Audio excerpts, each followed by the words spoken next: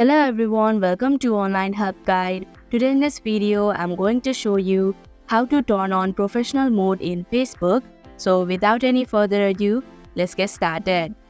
First of all, open Facebook app. Now go to your profile page by clicking on the profile picture in the left hand side of your screen. Click on the three horizontal dots just beside Edit Profile option. Now tap on Turn on Professional Mode option. Click on the Turn on button. Here, if you turn on the button that says Set Default Push Audience to Public, then all of your posts can be viewed by public. And if you do not want it, leave as it is. Then click on the Continue button.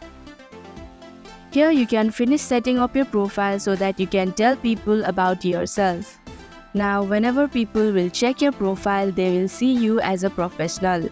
So that is how you can turn on professional mode in Facebook.